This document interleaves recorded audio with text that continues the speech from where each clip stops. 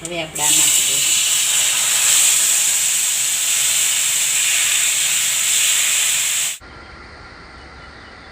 દેવાનું છે.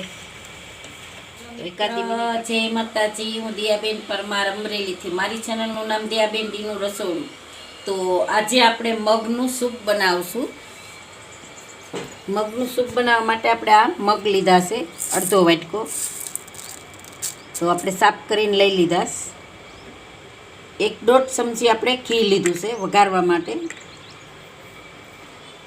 અને અડધી ચમચી આપણે જીરું લીધું, અને થોડુંક આપણે આ આદું છે એને આ રીતે ખમણી લીધું. તીખાશ માટે આપણે આ એક મરચું લીલું લીધું છે. અડધી ચમચી આપણે મરી પાવડર લીધો, તીખાની ભૂકી આવે એ. અડધી ચમચી આપણે હળદર લીધી, સ્વાદ પ્રમાણે મીઠું લીધું. થોડાક આપણે ધાણા લીધા છે, અડધું લીંબુ લીધું છે આપણે, અને પાણી જોહે. તો પહેલાં આપણે મગને સરસથી ધોઈ લેવાના છે 2-3 પાણીએ. તો આપણે આમાં મગને ધોઈ નાખીશું.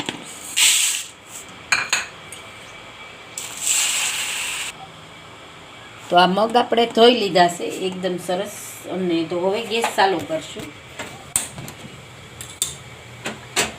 આ આપણે કુકર રાખશું, એમાં આપણે 4 ગ્લાસ પાણી નાખશું બાફવા માટે.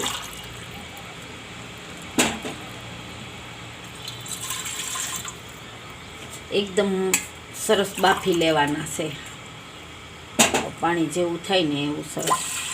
તો 4 ગ્લાસ આપણે એમાં પાણી નાખી દેવું.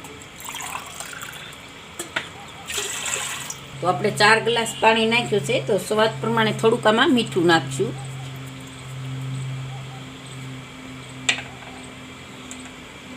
થોડીક આપણે હળદર નાખી દેવું. આ મરચાં છે એ આપણે આમાં નાખી દેવું, અને આદું નાખી દેવું.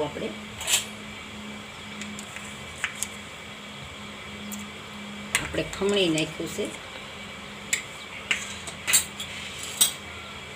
તો પાણીને આપણે ગરમ થવા દેવું, થોડુંક ઉકળવા દેવું. તો આપણું પાણી એકદમ સરસ ઉકળી ગયું છે. તો હવે આપણે આ મગ છે એ નાખી દેવું,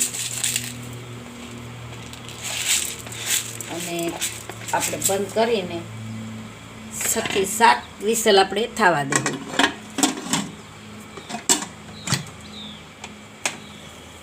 આપણે 7 સીટી થવા દેવું આમાં. તો આપણે આ 7 સીટી થઈ ગઈ છે. તો ગેસને બંધ કરી દેવું, અને આપણે આને જોઈ લેવું. આનું પ્રેશર આપણે કાઢી નાખશું.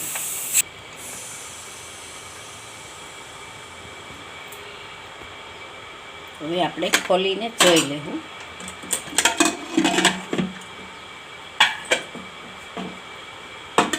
એકદમ સરસ બફાઈ ગયા છે.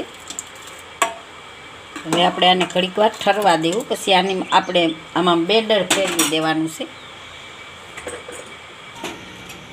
તો આપણે આમાં થોડુંક પાણી હજી નાખી દેવું, 1 ગ્લાસ જેટલું.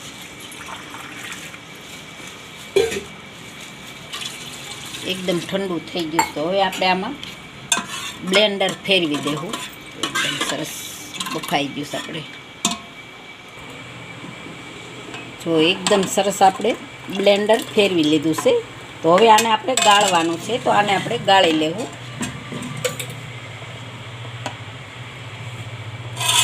થોડું નાખતા જાઉં ને આપણે ગાળતા જાઉં.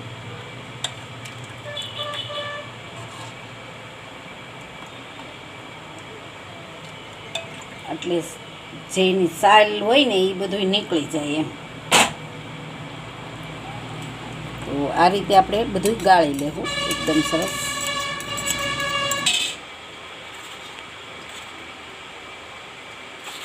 જો આપણે સરસથી બધું ગાળી લીધું છે. જો આ રીતનું ફોતરા બધા નીકળી જાય એમ, કે આપણે મરચું નાખ્યું છે, મરચું નીકળી જાય, બી નીકળી જાય, બધું નીકળી જાય એમ. તો હવે આપણે આનો વઘાર કરી લેવાનો છે.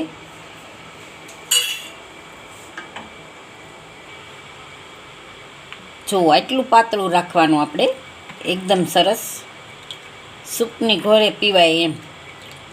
તો આપણે ગેસ ચાલુ કરીશું. અને આપણે આનો વઘાર કરી લેવું. કઢાઈ રાખશું, એમાં આપણે 1 ચમચી ઘી નાખશું. આમાં માખણ નાખવું હોય તો માખણ નાખી શકાય, અને ઘી નાખવું હોય તો ઘી નાખી શકાય. તેલમાંય થાય, પણ આપણે ઘીમાં વઘાર કર્યો છે. તેલને થોડુંક ગરમ થવા દેવું. ઓલો ઘીને, સોરી ભૂલાઈ જઈશ, તેલ આપણી. આપણું ઘી ગરમ થઈ ગયું છે, તો પહેલાં આપણે એમાં જીરું નાખી દેવું.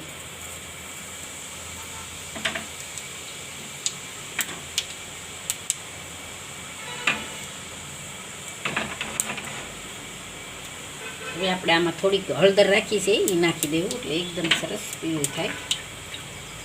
હવે આપણે આ નાખી દેવું. હવે આપણું આ સૂપ છે એ બધું આપણે આમાં નાખી દેવું.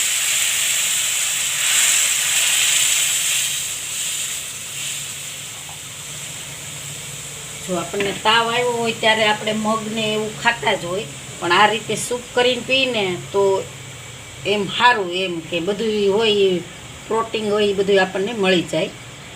તો આપણે આ તીખાની ભૂકી નાખી છે, અને સ્વાદ પ્રમાણે આપણે આમાં મીઠું નાખશું, અને થોડાક આપણે લીલા ધાણા નાખશું.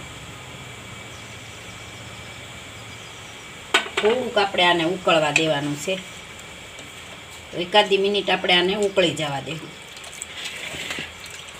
હવે આપણે આ લીંબુનો રસ છે એ આપણે નાખી દેવું, અડધા લીંબુનો.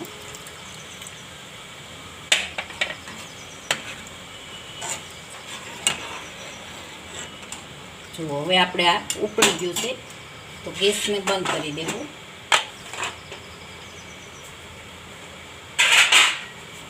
ગેસ આપણે બંધ કરી દેવું.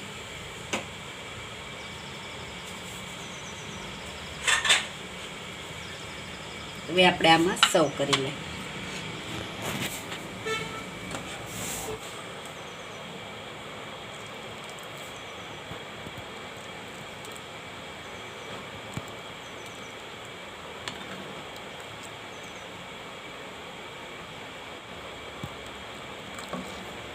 ઉપર આપણે લીલા ધાણા નાખી દેવું.